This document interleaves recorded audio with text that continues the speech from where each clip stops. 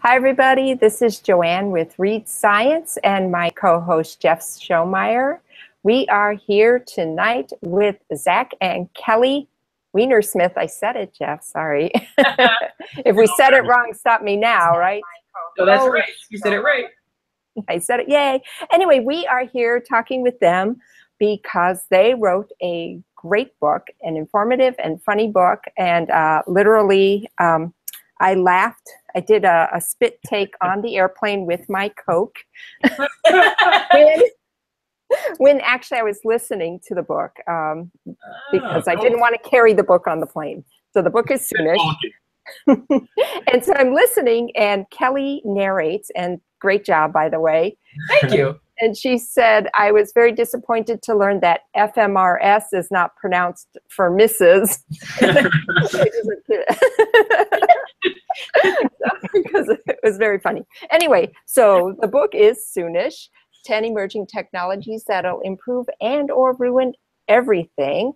So unlike futuristic books that just tell us what really they think is going to happen, and nothing could possibly go wrong with this, they lay it out, 10 things. So thank you for coming on the show. We're glad you're here. Thanks for having us. Yeah, thanks. We're thrilled to be here. So let's see. Kelly, I'm going to introduce you. I'm a biologist. You're a biologist. Yay. This is great. Made me wonder if you had to take sabbatical to get this book done and do all the promotion. Kind of. Pretty busy. So you study host behavior, how host behavior influences the risk of infection with parasites, and how parasites change host behavior. Well, that's a hot topic. So we know Ed Yong has written about that a bunch for us, and Carl Zimmer too. So they're both amazing. Anyway, yeah. So, and you do a podcast with your husband who is sitting there. And Jeff, I will let you introduce Zach. Go on to Zach Weinersmith. If I understand correctly, he's the Wiener part of the Weinersmith. Yes. Originally. Yeah. His maiden name was Wiener. To me, and to many adoring fans, he is best known as the person who created and still draws and writes Saturday Morning Breakfast Cereal, a webcomic providing trenchant and funny comic nutrition since 5 September 2002, if I got that right. And so Wow. by this morning, I've estimated that you've posted more than a gazillion or so cartoons. Approximately, yes. Yeah. About that way. It's like the comic can also be read in French, I was happy to discover, as les céréales du dimanche matin. Wikipedia tells me he has a degree in literature from Pitzer College, but that he's also studied physics at San Jose State University, and I thought I could recognize some physicist sensibility in his work because I'm one of those. Yeah, a little bit. By his own admission, somewhere in this book, Soonish, he says he was very fond of in his youth of making wiener jokes, which doesn't surprise me. Although I should hasten to add that the Weinersmith's Soonish is no joke. So, welcome Zach and Kelly. Thank you. Thank you. I have sort of a two-part way to begin. And it's kind of odd. It's about process in the book. We'll get around to all of the cool stuff I expect because it comes up. But Joanne and I are also interested in process, and I think a lot of our readers might be, our listeners might be interested in process. And the odd thing is that part one comes from the first page of the book, and part two comes like from the second to the last page of the whole thing. At the very beginning, the very first sentence in the book, you said, this is one of those books where we predict the future. And this is good to know. And as you point out, it's easy getting the predictions. It's easy making the predictions, but getting them right is a lot harder. And so part of the question is, so why do it? And I wondered whether it was fair to say that you are asking us not to focus on the accuracy of the predictions, but on the interesting potential ideas and the questions that might get us there. And then when I got to the very end of it tonight, someplace down here, I was reading. Well, I'll find it. Oh, I know. Someplace. Anyway, you talked about how everything was fine and you had collected some material, and then you gave the pitch to Penguin and they accepted it. And then you had to get real about the book, and you gave us some ideas of things that got left out for rather good reasons.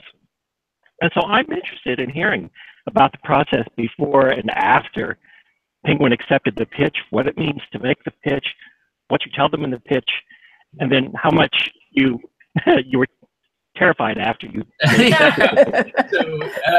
the pitch, I believe the final pitch we were presented was for a book with 25 technologies, and which it says on the cover, so it's not a spoiler, I guess. We got it down to 10. And essentially what happened is, I think in our original pitch, we did 2 chapters which were about 3,000 words, and then one which was like 6,000. and what ended up happening is we just kept expanding them, and the editor kept liking them more. And so we just kept asking, like, hey, can we do fewer chapters with more detail? And then iterated over and over again, eventually resulted in, I think our final manuscript had actually 11 chapters. We ended up cutting one more, which actually isn't mentioned in the book, but mostly for space constraints. But yeah, it was kind of this like, we'd get into a topic and be like, I just cannot explain this well and properly in, fewer than, in the case of, for example, brain-computer interfaces, fewer than, say, 10,000 words. Because it's just a lot of stuff, and it's all interesting stuff, or the other one like that is the cheap access to space chapter, which I think the original version of that chapter was like 16,000 words, and we really that was really painful because like everything in that topic is fascinating. So like we just had to cut out great stuff to get it down to the most sort of crucial stuff. But eventually we settled on long chapters and more detail. So we also have, just an interpolation, if you have advice that's really good for people who are thinking about writing, is that you learn an awful lot about what your book is about while you're doing it, right? Yeah. Yes. Yeah. Yeah, we also ended up really backing off of predictions. And so we talk about, technologies that might work out and what needs to happen if they're going to work out, and then different futures that could maybe happen. But at the end, we don't say, and we think this is the most likely, and the technology is probably 10 years out, because it just turns out that most of those predictions that other people make are wrong. And it's a really great way to make sure that people look back at your book and have a good laugh. And so we felt like, but we also felt like what's much more interesting is the challenges that are facing these technologies. Not that we think a space elevator might be 50 years off. Who cares how long we think it's going to be off? We're probably going to be wrong. What's more interesting is we don't know how to make the cable for a space elevator, but people are working on it. Like, that's the cool stuff. So we backed off of predictions quite a bit. Yeah. Right. Well, that's that must have interesting. worked well for you too, because I didn't really even notice that. Good. Well, I remember, so I was teaching a bioengineering class, and the students, or I'd be showing these videos, and every single interview, the scientists would say, yeah, lab-grown hearts are about 10 years away. Or, everything was 10 years away, and I went, that cannot be true. I think maybe the science communication office at the university says, just say 10 years. So too long discourages them, and too short's like, no way. That's been one of the great. Sorry. Go ahead, Kelly. So I think that gets fields in trouble, because I think that people are then disappointed when the technology doesn't show up 10 years later. And so I think that there's a lot of people who are disappointed in fusion. Now, so now there are people who say, fusion is the energy of the future, and it always will be. Because it's always 10 or something years away, 50 years away or something like that. And so it's been 10 years away for the last 4 decades at least. Yeah. Right. Like I understand why you want to make people excited, but I think promising a deadline that's much sooner than reality, or a deadline that you really have no certainty in, just makes people sort of upset about science and technology because it's not delivering as fast as it says it will. It obscures the actual progress that's happening, even in fields like fusion, which feel very painfully slow. Well, so here's a quotation that you were talking about history and things, and there were 2 actually that struck out at me. And you said, the contingent nature of technological developments is why we don't have a lunar base, even though we thought we would by now. But we do have pocket-sized supercomputers, which few people saw coming. And you could talk about all those technologies related to that, but who's going to guess what actually happens? Do you want to tell the story? Sure. I'll try to go quickly, but yeah. So we tell this story that goes like this, which is there's this device called a superconducting quantum interference device, which we talk about in the book mainly in the context of a quote-unquote brain-reading device, a device that detects faint neural signals. But the story of how we get it, I mean, we are just telling a story, but the way you could say it is it starts with Michael Faraday in the 19th century blowing glass, because you used to have to blow glass for your own equipment. We were just at the Royal Institute, and apparently he was lousy at it. We didn't know that until we didn't put that in the book. He's apparently really bad at glass making. But anyway, so the story is he's making glassware, and he accidentally traps some gas in it, I believe carbon dioxide, and it liquefies, which is kind of startling because carbon dioxide feels fundamentally gassy. And this leads to this craze for liquefying stubbornly gassy gases. And the best way to do that is refrigeration, which becomes this 19th century pursuit. And it kind of culminates in the early 20th century. And then around then, people start wondering, hey, can we, like we have these things called conductors. They seem to conduct better when they get colder. What if we now have these ultra cold gases? We have liquid hydrogen. What happens when we ultra cool metals? It turns out some metals have this weird thing where before they hit zero, they superconduct. They have this weird thing. And then superconducting still isn't fully explained, and it doesn't become partially explained till like the 50s. And then there's this guy named Brian Josephson who's kind of off his rocker, but has a Nobel Prize because he came up with this thing called the Josephson junction, which apparently violated the standard theory. I understand Bardeen actually, the guy who the B in BCS theory, told them that it must be wrong, and that had to recant that. And anyway, so this device called the Josephson junction, long story short, allows you to detect very fine magnetic fields. And that allows you to make this device called the superconducting quantum interference device that can detect faint neural signals. So the funny thing is it's this like string of unrelated developments. And the important thing to note is you couldn't have gone to Michael Faraday and said, hey, do you think this tube of liquid will one day become like a brain reading device? You would have thought you were insane. And it's kind of the same thing with what we're doing now. Like, who knows what we're working on now will turn out in 200 years to be something extraordinary. So why bother predicting? I thought it was very perceptive when you wrote, there is nothing about history that necessarily had to be as it was. Yeah. It's true. I was just reading a fun book about this. I'm sure you know this. The first device that was kind of like a steam engine, the aeolipile, was from the year 100 CE. So we could have had a dynamo 2,000 years ago. It's just nobody thought to put a magnet on it.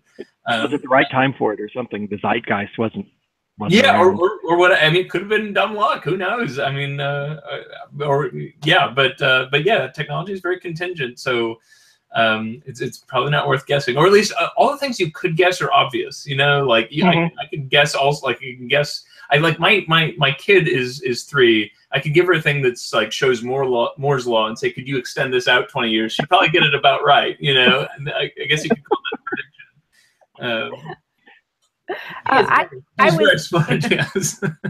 I was thinking when looking at the layout of the book and listening, when I was listening to you read it, you have a very nice formula for the book.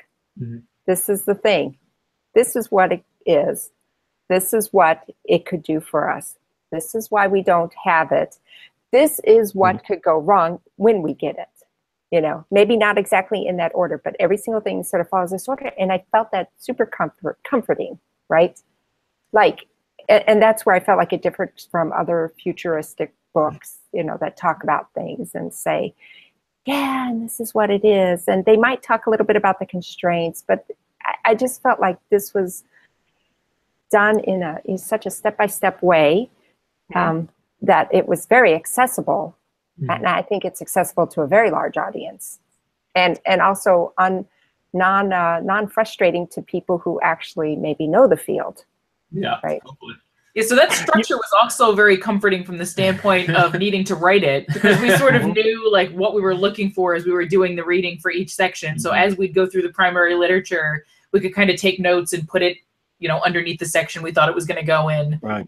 But it's very good to hear that you think that it's good for a broad audience, because we really wanted, we feel like we've only achieved our goal if this book could be picked up by an intrigued, smart, an interested, patient, smart person who knows nothing about these technologies, who at the end could feel like they could like vaguely sort of generally explain it to someone else at a bar if someone asked, hey, what's the deal with fusion? Which we're told suggests we don't know what bars are like. But in case you were in one of those bars, none of the physics-related stuff concerned me, and Joanne knows I can be harsh with authors who get things, gratuitously wrong. But no, I thought it did a very nice job. The chapters that had physics we thought we couldn't explain properly are the ones that got killed, or some of them are. I think I understand your purpose, your point when you were talking about superconductors, but also about quantum. Whatever it was. Various quantum effects and things. The quantum computing, that was it. And it's like, there's just too much, and there's too much that could go wrong, and you still end up mystifying people probably. Right. Yeah. I think you made a good choice there. Yeah. So actually, as a biologist, a cell biologist, I love and having taught a course, so the bioengineering course I was teaching was cell culture and tissue engineering, the concepts of how do we get cells to form into something that could be used as tissue. And I felt like you treated that very well. You're a biologist, so the concepts are there.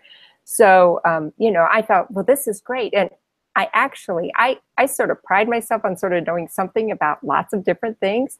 I didn't know about bucket of stuff. I knew nothing about bucket of stuff, and I was surprised as heck to learn about this and intrigued and scared. I was a little scared. Yeah. That field has been the one we've gotten asked about a lot. I think we only kind of knew about it because we were friends with Eric and Marty Domain, who do some like origami stuff. That kind of like was the thread that pulled us into this whole weird universe. And then it turned out we actually knew other people, like Justin Werfel is someone we already knew, but I hadn't thought of his work in this category, but I knew he did like swarm robotics. And so we just ended up, it was a tough chapter because, well, it was both hard and easy because it was hard to find the literature, but it was easy because there wasn't that much. So it was easy to sort of feel we'd done a pretty comprehensive job doing the research. But yeah, finding the keywords was actually quite difficult for that chapter. That was a very hard one to get the fundamental books and papers. Can you give the background on the bucket of stuff? Oh, yes, of course. So essentially, the idea is that there's this field called Programmable Matter, and what they're trying to do is make it so that any of your stuff, like the cup that sits on your desk, can become something else. So your computer can do nearly infinite things, but this cup does one thing.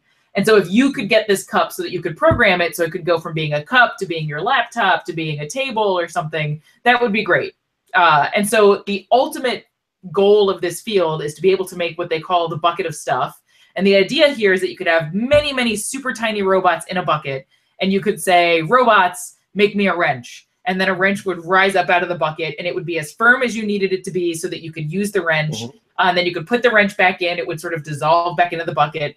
And then you could say, bucket, make me a plunger. And then it would give you a plunger with like a hard handle and a flexible cup. It would be able to accomplish both of those material challenges, and it would work great.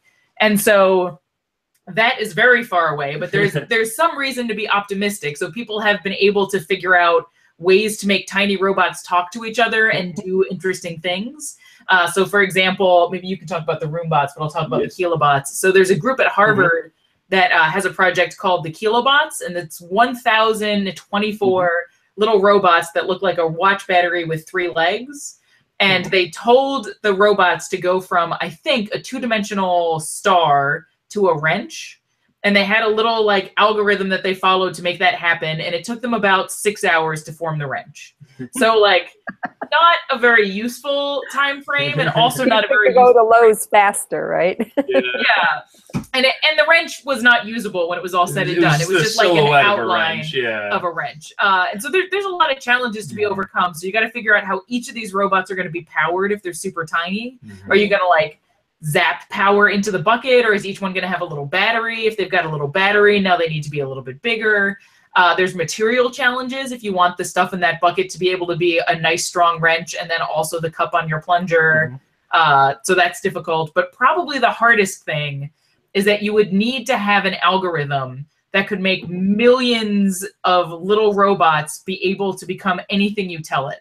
And like, if you imagine a marching band, even getting 100 people to do a fairly simple 2-dimensional object requires a lot of practice and a lot of training. And as you add more individuals and as it becomes 3D, it becomes more than just additively difficult. It starts to become much, much, much more difficult with each robot that gets added. And so writing the algorithm for truly universal bucket of stuff may be impossible. We talked to people like Google to figure out how complex it was. We couldn't get clear answers, like what complexity class it was, but they didn't know to expect that question. Yeah, it's not really fair. Yeah, except, and so I have to do the physics thing for a minute here. Okay. I think it may have been when you were talking about the kilobots and how they could solve a problem if some little set of bots solved the problem of getting across the river together. That's two-dimensional river, maybe. Yeah. Yeah, but you're talking about these swarms, and it seems just as likely to me that people are going to start discovering that swarms of bots can interact locally, but emergent properties emerge. And this is like condensed matter physics, where you get all of these things like your superconductors and various things, where basically they're all based on local interactions, but they're emergent global properties that could be very startling. Yeah, that was just an observation, but I don't know. There could be stuff, and thank goodness you didn't try to predict any of that, because who can predict emergent properties of large assemblages of things like neutrons or neurons in consciousness? Right. Yeah. Yeah. No, forget it. It's Yeah, I mean, who would have seen that one coming, right? It's like, oh look, we've got this worm over here with 7 neurons. What if we do 15 neurons? Nope, no better. What if we do 70 gazillion neurons? Oh, consciousness will emerge. Yeah. that would have been hard to predict. Yeah. I think it would be hard to predict. Do you want Sorry. robots? Oh, well, yeah, it's funny. Speaking of emergent, probably this is kind of tangential, but it's interesting, is there's a sort of, I don't want to say primitive because it's what they were designed it to be, but there's a version of a bucket of stuff that has, where the individuals are like this big, like they're the size of a baseball, called roombots. And they do all the stuff Kelly discussed. They have onboard power, they can talk to each other, they can dock with each other and lock on. And the idea is the roombots, they can form into furniture, or they could crawl up using sort of like special gripping structures, and individual ones can roll, but they can also sort of form into wheels by agglomerating. And so one of the cute things we discussed briefly in the book, but to me it's really neat, is this idea that you could use them to run genetic algorithms, in the sense that you could, so to speak, you could say, like, you got a glob of 100 roombots, and you could say, all right, make a random assemblage and invent a random way of moving and get across the room as fast as you can. And then do that 20 times, and we'll select the best version of it, and then mutate off 20 new versions of that. We'll keep iterating. And it's just cool, the idea that you could run a genetic algorithm in real life, like in real life physics, instead of in a computer. So that's it's like the bucket of stuff, except the pieces are 10 million times bigger. But still, it's really cool. I think you're making the case that doing the research for this book was something you really enjoyed. Most of the time, yeah. This was one of my favorite chapters. So I'm a biologist, and I loved doing the biology stuff. But one of the reasons I love doing this book is because I really love an excuse to reach way outside of what I usually do. And so doing stuff like the space chapter and robotic construction, and thinking about what robots would do to job creation in the US, for example, like that was so much fun, because I love my parasites. But it's so nice every once in a while to get to think about something totally different. And so I totally got a kick out of researching this book. And I think that tell us about it. This is we like to talk to people who write about things that are not our specialties. Boy, do I get to learn things. That's a lot of fun. Yeah. Yeah, it's a blast. Every once in a while it's good to take a break from the thing that you think about all day long and get to think about something else. And so Zach, did you do some of the biology chapters? I think you did most of the biology stuff. I think the bioprinting chapter I did a bit more. Yes. And BCI. Brain computer. And yeah, I guess I hadn't thought of those biology. But yeah, those two I worked on quite a bit. But mostly I was doing more of the other stuff, which is good, because actually the biology stuff was pretty hairy. I thought the synthetic biology chapter was pretty tough, partially because it's so diverse as a field. It like encompasses many different things that we tried to convey a sense of.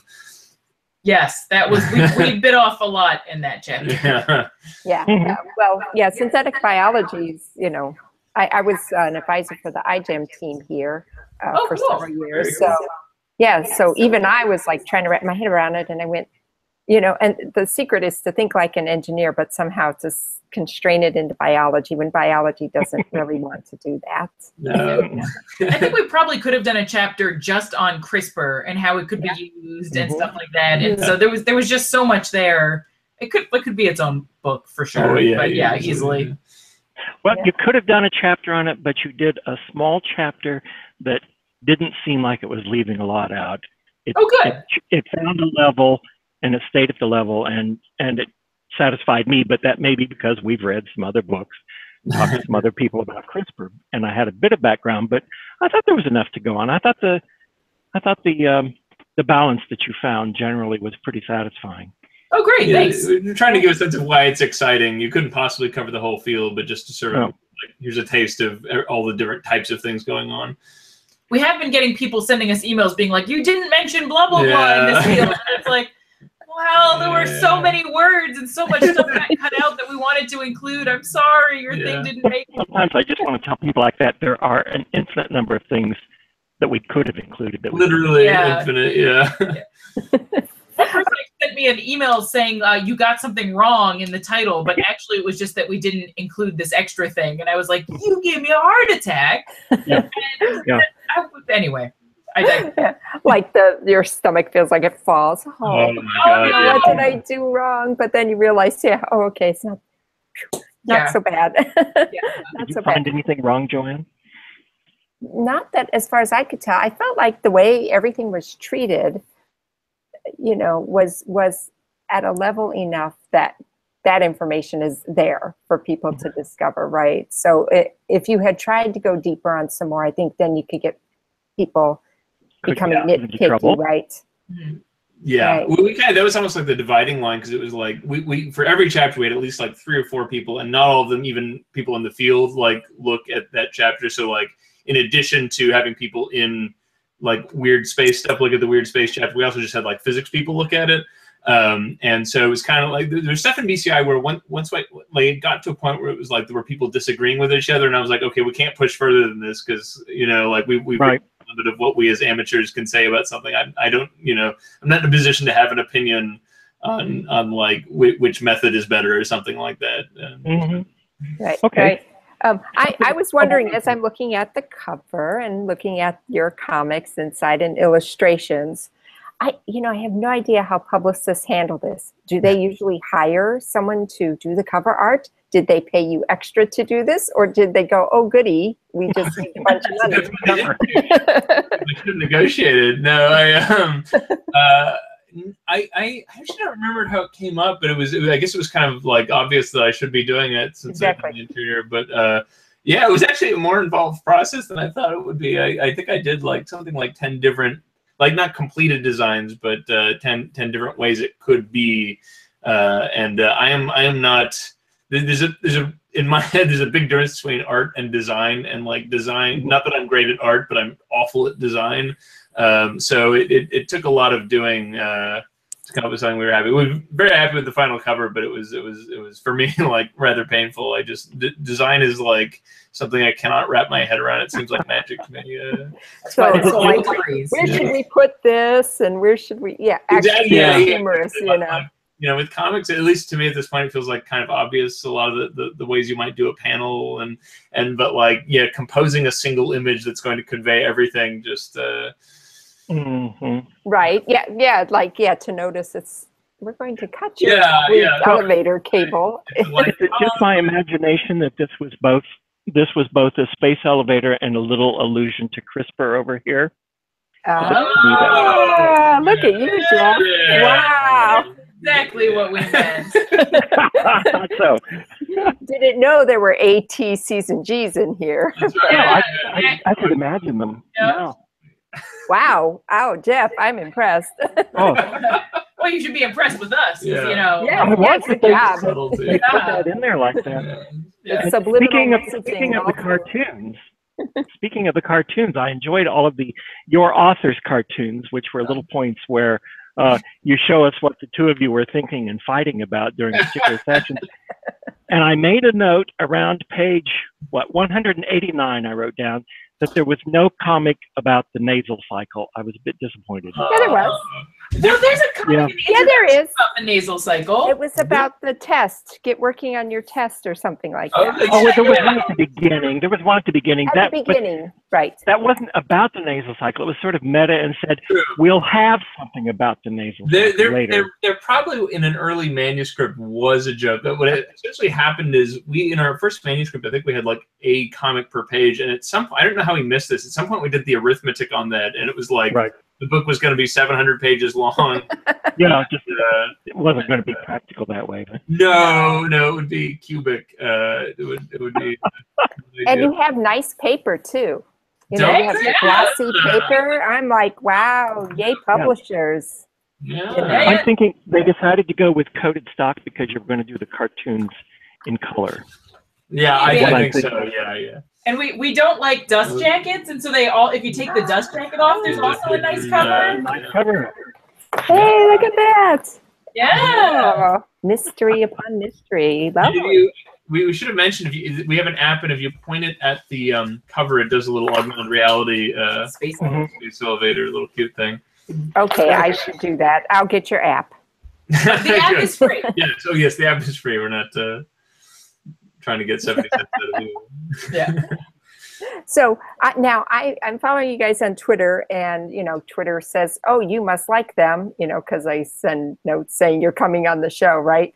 Mm-hmm. And so they keep popping you up, and you guys are busy promoting this. Wow. It's I know all authors are busy, but I thought, whew. Yeah, it's been awesome. Like, so we were on Science Friday, which was like really great, and then Mark. It's like, and then we were in London, and we gave a talk at the Royal Institution, and so we've been doing all kinds of awesome stuff. But we were traveling with our 1-year-old, and that's a little insane. So when he was on the West Coast, he was getting up at 3, and in London 3 a.m. And in London, he wasn't falling asleep until 3 a.m. So over the course of the month, we became more and more zombie-like, and it was harder and harder. But at the same time, we were like driven on by the exciting stuff that we were getting to do and like the awesome interviews we got to do. But it felt like it was as if like you were stumbling around London half drunk, but then you would pop into lecture mode suddenly, and then it was kind of okay, I think. And then you'd be in the BBC offices, and you'd be like, right, I have to be proper, and I need more coffee. But we've been really excited about how well things have been going and how busy we've been, but we are also happy to be home, and it's nice to be home and getting a little more sleep regularly. And the kids are probably happy with that too. Our older one was at Grandma's house, so she might have been happier at Grandma's house. I can't be certain. Grandma treats her pretty well. Yeah. But we've been very lucky and very happy with how the book's been received. Yes. It's been an awesome month. Yeah. It's fantastic. Cool. I saw something out of curiosity. You said there's a coffee shop in Ohio, which was the best place to write. And I'm like, wait, your bio says you're at Rice. So I'm like trying to sort things out. I don't need to know where you live, but. So I went to Bowling Green State University for my bachelor's and my master's. Mm-hmm. And I love that city. And Grounds for Thought coffee shop there is amazing. It's like a coffee shop and a used bookstore, and they have a bunch of tables, and because it's the Midwest, they can afford a bunch of square feet, so they're like, you can sit at a table and not feel like you're rushing anyone. And their coffee is delicious, and so and my parents live sort of near there, so I can drive there whenever I go to visit my parents. And so I still did a lot of writing at Grounds for Thought. It's where I wrote like my master's thesis and everything, so I like to write there whenever I can. So I did a lot of writing there while visiting my mom, who was watching our daughter Ada, so that we would have time to write the book. Yes. Mm-hmm. Yes. We couldn't have done it without their help, which is why we dedicate the book to them. Yes. I'm down to my list of random observations, but this one is an excuse to relate a bit of the story about Dr. Bull and his amazing space gun. But there's a question that goes with it, because as I was reading that, it was like one of those really in-your-face deja vu things, because some episode of some program I've seen in the last few years used this story of the space gun. Really? And the events that happened and the wacko, and I don't know what it was. But I don't know if this was it, but there was a movie made. I think I want to say, but it was way back. It was like in 1994, so I don't know if that would have been it. But there was apparently a movie. I haven't seen it. There was a movie like loosely based on it or something like that.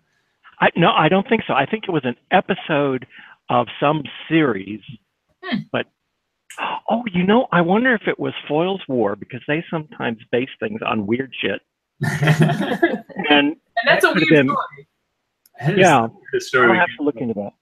But anyway, what's the story with Dr. Bull? What a wacko. Yeah, well, real quick, I almost want to say it's better not to think of him as a wacko so much as a guy who was really brilliant and kind of socially inept and was sort of thwarted by, you know, society or something, and then kind of became a supervillain. Really focused. Yeah. So it's, I mean, we left a lot out of it because we had to get down to 1,000 words. But the basic deal, I should do this fairly quickly because I go off on a tangent. But like, you got to imagine this guy, and he's got this sort of weird family structure where like his whole family got kind of split up because his dad wasn't making enough money. It's sort of this weird story. But anyway, he goes from kind of being this almost Dickensian orphan character to being with this rich family, and they put him in a fancy school, and it turns out he's just like this absolutely brilliant engineer. And then he has, in a sense, luck, which is, it's I want to say the 60s, and rocket stuff is taking off, but mostly in the US, and the US is paying more money. So basically anyone who's any good in Canada goes to the US. But for whatever reason, Bull, as a young man, is sort of patriotic. And so he decides to stay. So long story short, he ends up running a Canadian missile program like in his 20s. And it's this funny story where he's also kind of boyish looking. So there's this guy who looks like he's 12 running a Canadian missile program. But it's just like this like Tom Swift thing. He's like this boy genius running this program. And anyway, so the background of this is, in Canada, there's not a lot of money. As I'm told by Canadian scientists, it's sort of the classic Canadian thing. There's just, everything is underfunded, so people have to be resourceful. And so he can't get access to like wind tunnels. So instead, he gets access partially through a friend in the American government. I want to say, I hope I'm not getting this chronologically wrong, but essentially gets access to a huge cannon, and discovers instead of using a wind tunnel to test missiles, you can just shoot them really fast. And he has this very simple method of shooting ballistics through like paper and analyzing the results. Anyway, he's this sort of super genius character, and he gets a lot of funding out of the Canadian and American defense agencies to build this super gun. And it's called Project HARP. That's the, I think, high altitude research project. And I think they were shooting very high. Apparently their atmospheric research was so good that it was used until like the 90s. But anyway, very, very long story short, it ends up getting funding pulled for a variety of reasons. NASA, there was restructuring, so the Army had less money for these sorts of things. NASA takes over. NASA only wants to do rockets reasonably. Canada kind of just gets out of doing this sort of thing. And so his dream sort of dies.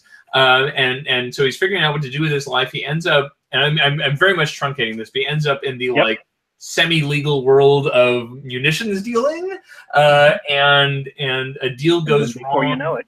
Yeah, I mean, it's this weird thing. When you get the sense that he either was not paying attention, or just not recognizing the kind of world he had entered, like he was just so focused on he wanted to do these projects. And he ends up, the place where it all unravels is there's a shipment that he's routing. He's helping the South African government, which at this time is apartheid. It's a pariah government. And he's routing a shipment through a Caribbean island. I forget, the name was Antigua. I don't remember offhand. But anyway, the people who live here are mostly African heritage, and they find out they're helping ship illegal arms to this apartheid government. And then so there's this international incident, and lots of players are involved, and it just sort of unravels. And this guy who had kind of been a Canadian patriot, super engineer, ends up sort of going whole hog into the semi-legal, illegal weapons universe. And anyway, without getting way off track, it all ends up in Iraq. He's working for Saddam Hussein, building something called Project Babylon, which is this mega cannon that's he's been dreaming about most of his life, and it's to be laid into the side of a mountain. And the sort of really mysterious thing is, he is doing weapon stuff for Iraq, but apparently the design of Babylon is not weaponizable. It's not, you can't move it, you can't aim it, and it's not pointing at a military target. And as it happens, it's pointing in the direction that the Earth is spinning, which is what you would want for a space gun. It kind And of doesn't matter what the second half of the sentence is after you said he is doing weapon stuff for Iraq. yeah, but- right. Exactly. And And so, you can sort of tell the story at almost any point. You could say, and then he worked for Saddam Hussein. right, exactly. That's the really crazy part. And anyway, it ends with him dead in a hotel in Brussels with $20,000 on his body at the time. Again, the important thing to note is that $20,000 wasn't taken, so clearly an assassination, not a robbery. And I think the general opinion that we found was that it was probably Israel, it's probably Mossad for kind of obvious reasons, but that it's never been confirmed. It seemed to us, we did a decent amount of research, and most of the literature was from the 90s. It was contemporary with the events. There hasn't been a lot of looking into it since. But yeah, what a story! Just absolutely wild. Is this where we get to say there's nothing about history that necessarily had to be as it was? Yes. Yeah. Yeah. They had just funded that project to completion. Right. Yeah. If Canada had just been a little more forthcoming on building space cannons, who knows? Yeah. So interesting. I was wondering, rather than asking your favorite chapter, what chapter are each of you most satisfied with? Where you said, yeah, this came out the way I envisioned, or boy, I'm glad it went this way, or yeah. I think the two I'm most satisfied with are Programmable Matter and either asteroid mining or cheap access to space. So I guess those I've just named three. So those are three. Yeah. And maybe that's because with synthetic biology, I know more of the stuff that didn't make it in there because that's my world. And so it's harder to feel satisfied because there's so much extra stuff going on in the back of my head. Whereas those three, I feel like with the stuff that we learned, I felt was put together in a nice, fun way. Yeah. And I think with the cheap access to space, that was going to be my example, partially because it's one of those fields where it's narrow enough that we felt like, I mean, we couldn't literally read all the literature, but I felt like it was pretty comprehensive because there's just not that many people working on crazy ways to get to space. a lot of stuff got left out. There's a lot of stuff that was left out, but it was left out by choice, not by like, you know, we couldn't do more research or we missed something or something. It was like we cut stuff out and it hurt, but we knew what we cut out. We cut it out for a reason. But like that was a chapter where I felt like we had really explored every little nook and whereas you know, you couldn't possibly do that with synthetic biology. You couldn't do more than kind of give an overview of many different areas.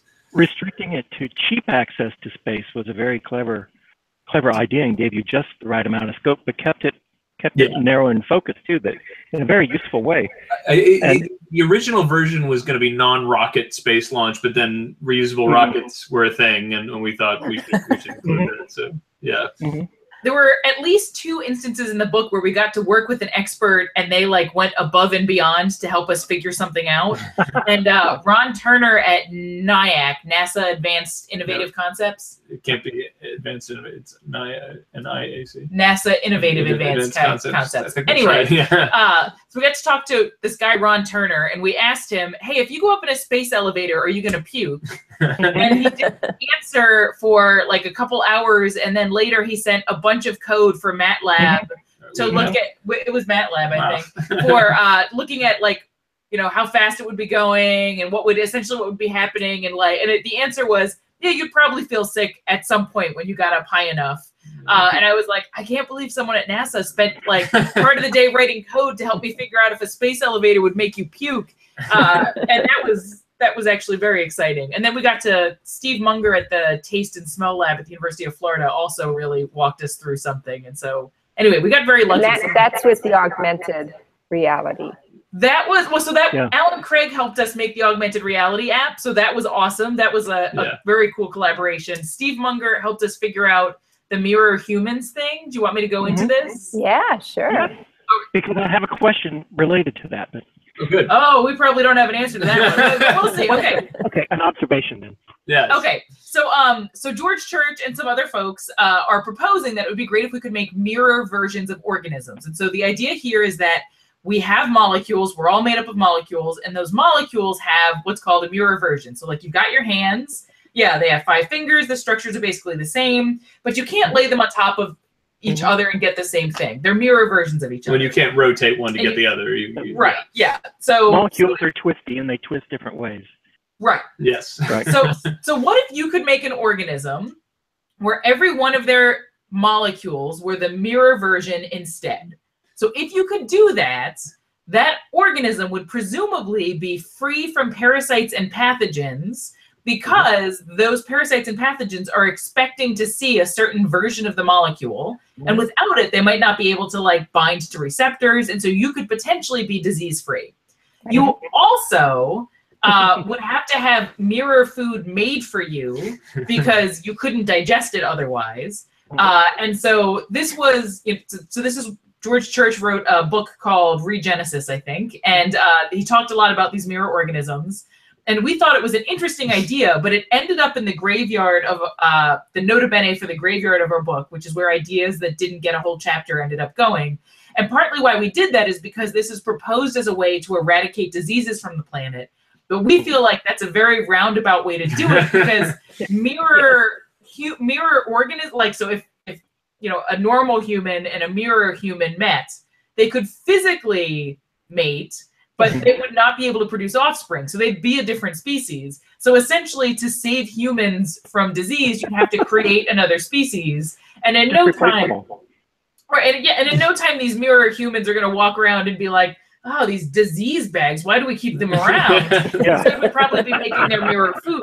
And so anyway, Zach noted that the mirror molecule for spearmint, the flavor of spearmint, is caraway, which gives Jewish rye its distinctive flavor.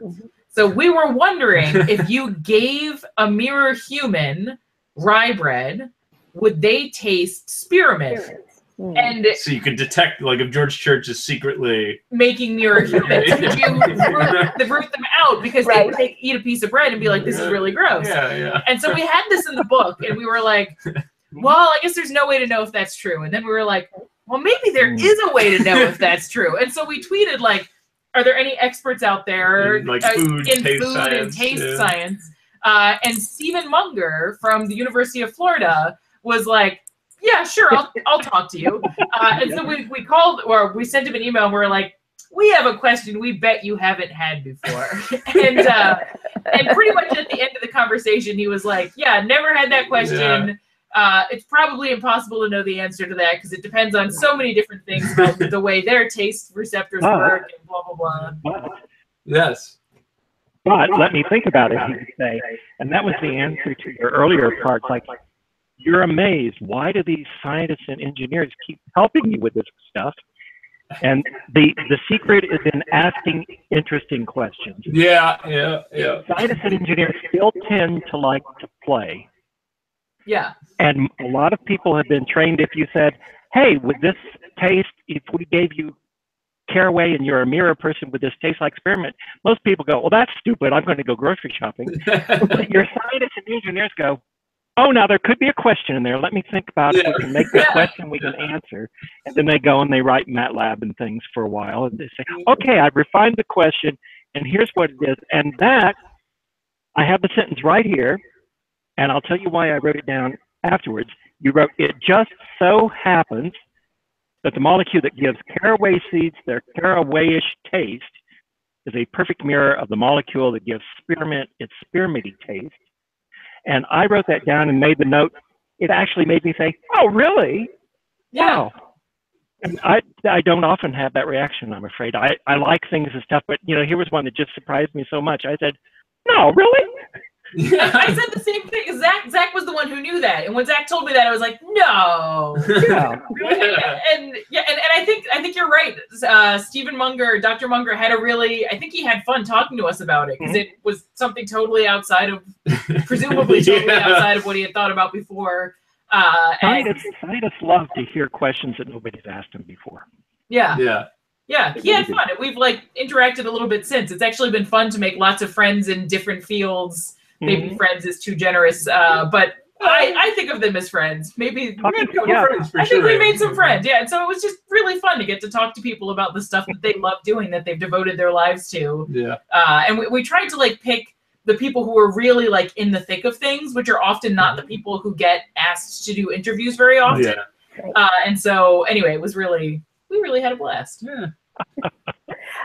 One thing I promised to bring up, since Jeff and I are always looking for hey, has this author been in another person's book? Yeah. Well, we didn't find anybody who's been interviewed on Read Science, but I did notice that you really made good use of footnotes and funny footnotes, much like Mary Roach.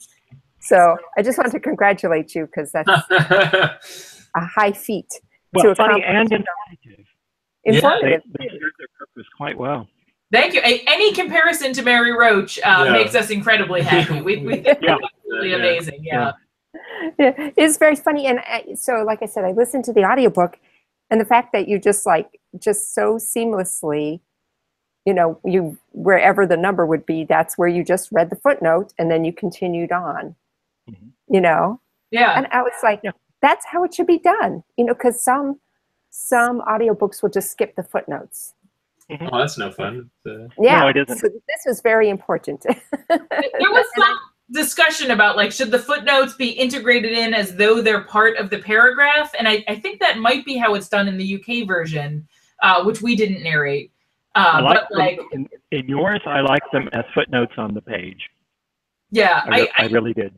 I liked the way it got done here. Yeah. Right, and the nota benes at the end by Zach, narrated by Zach. Yes. Anyway, everything was, I love the book overall, like how it's put together, etc. So I can't say enough about it, that it's, hey, holidays are coming up. It looks like a great gift.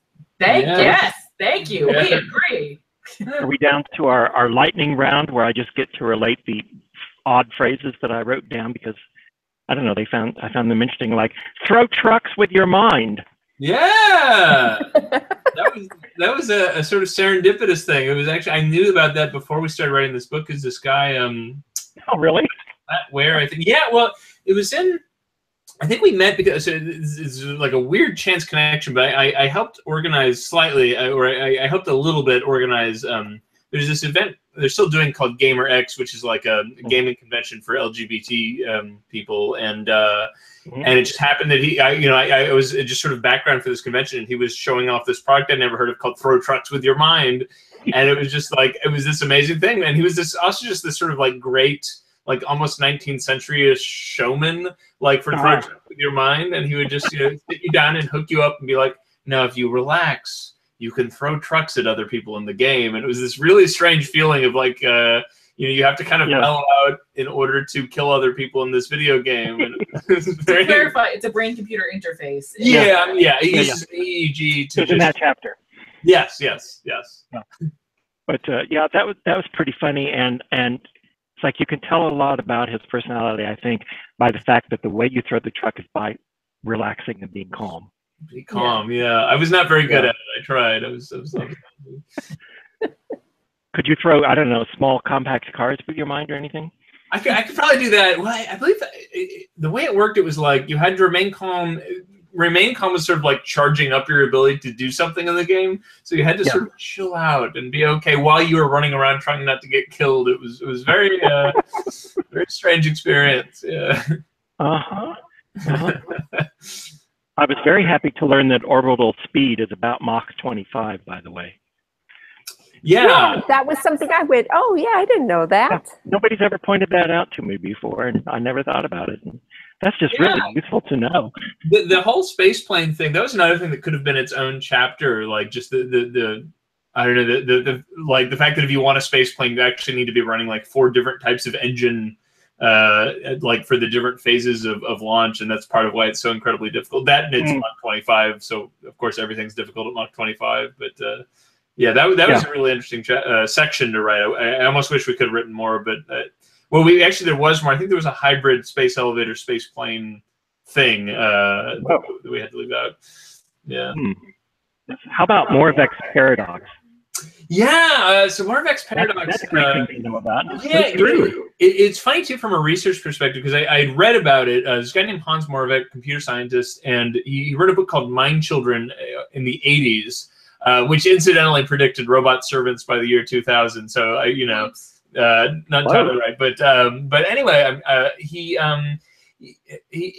doesn't call it Moravec's paradox. It got named after him later. But the basic idea is there's a lot of stuff that's easy to explain to a person that's hard to explain to a computer, and vice versa. And so the example we give is like, suppose you have to multiply two enormous numbers. That's really hard for a human to do. It takes a long time, and you'll probably screw up repeatedly, and then those errors will propagate. It's very difficult, but you can kind of see at a glance. You could explain, like, you know, the 3 or 4 rules needed to multiply those numbers. You're just repeating the same rules. So it's something that's hard for a human and easy for a computer, and you can kind of see why. It's a narrow set of rules. Whereas I think the contrast we use, there are a couple, lots of things you could use. I think the example we use is something that's easy for a human to do is to look at a photo and tell which way is up. And then that can be fairly hard for a computer. Nowadays it's getting pretty good. Facebook can more or less do that, but it'd still be fairly easy to fool in a way that wouldn't fool a human. Like if you have someone hanging upside down in a swing, like a human just instantly has the context. Well, that's a swing set in a playground. But it's very hard to explain to a computer how to recognize, by the way, it's a swing set in a playground. And I think that the way to think about that is the number of possible rules you might use to come to the conclusion that this person is upside down might be 10 or 100,000 that you've just picked up over existence. And so that's the paradox. Something that's really easy. For example, it's really easy to ask a human, like, what's cuter, a shark or a kitty cat. But like every human will instantly get that right. I'm sure there are biologists. So not every human, but some biologists would get that question wrong. But yeah. So it's sort of famously in the 50s, people thought they would have AI figured out like any minute now, and it just has not panned out. And part of it is stuff like Moravec's paradox. It's stuff we think is easy, like folding laundry seems very easy. It's very easy to tell like a 10-year-old, here's how you fold laundry. It's very hard to explain to a computer what it means to fold laundry, how to tell a shirt from a towel, and then yada, yada, yada. So it's sort of interesting.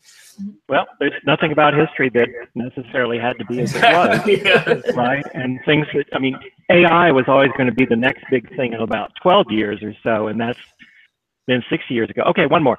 Yeah. About Plowshare.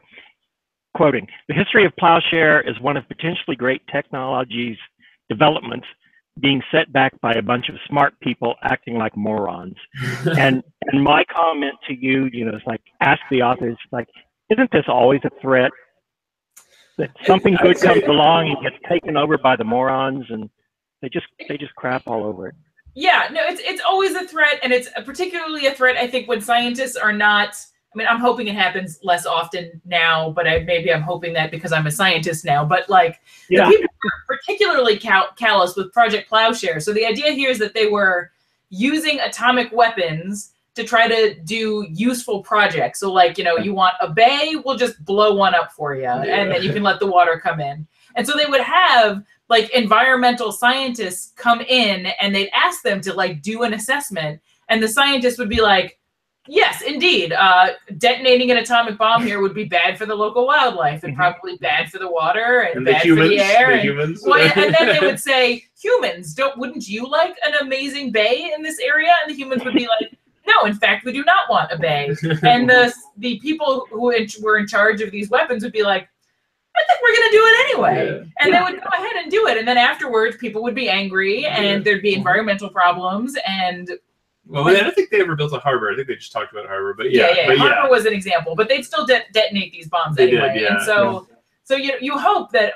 we've learned from those lessons over time, but it's sometimes hard to say. Yeah, I should add, like, as a code, it probably wouldn't have worked out anyway, because one of the like little ticky-tacky but important problems was apparently, I don't remember if we included this in the book, but it was something like, in order to requisition a nuclear bomb to do piecework, you had to talk to like 300 agencies, and you're like, well, that seems bureaucratic, but then you're like, no, there's some processes one might want to be a little red tapey.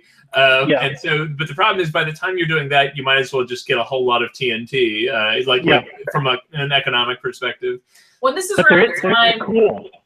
I mean, you want to be cool, and it would be cool to do it with big. It would be way cooler. It would, do it all with one bomb. But this is also around the time Louise. Do you remember her last name? Rice. But that was not until the 70s, though.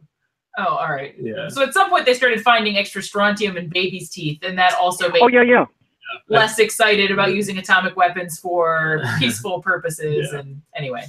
Yeah, and I was getting some flashbacks when you were talking about fusion and unlimited energy and the cheap and everything. And I still remember some of the marketing for atomic fission power plants, which went exactly the same. And fusion, they're very different, negative. They're very different, and there's nothing about history that necessarily had to be as it was.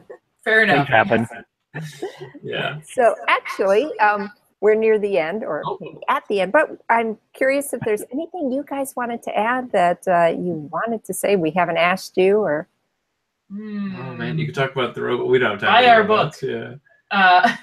Yeah. No, I think that there's nothing we would say briefly that. Yeah. Just we hope you enjoyed reading it as much as we enjoyed writing it. Oh, I loved it. It's a fantastic book, and it might be in a few people's stockings. So, or yeah. So. It's very good, very good. Thank you guys so much. Does make me wonder if, you know, at some point in your life you were sitting around saying, one day I'm going to write a really fun book. I was hoping we'd write a book at one point, but yeah, I'm glad we wrote this one. Mm-hmm. Yeah, fantastic. Plans for another one? Yeah, maybe. First, we're catching up on sleep, and then we're going to think a little hard. We have an idea that we're working on, but we'll sleep on it. Yeah. Tell me you would only do it if you decide that it's going to be fun. Oh yeah. Oh no, it would definitely be a fun book. That's the main thing we're thinking about. Yeah, but it'll be fun to write it, right? Yeah. Oh yeah, that's yes. Yeah, no, this idea I think would be a lot of fun. Yeah. Okay. Wonderful. Well, thank you, Kelly and Zach, for joining us and for writing your book. And just to remind everybody, in case you haven't caught on yet, the book is Soonish, 10 Emerging Technologies That'll Improve and or Ruin Everything. Thank you, Jeff, once again. And thank you all for tuning in to Read Science. And we'll see you again soon. Thank you so much for having us. Thanks for having us.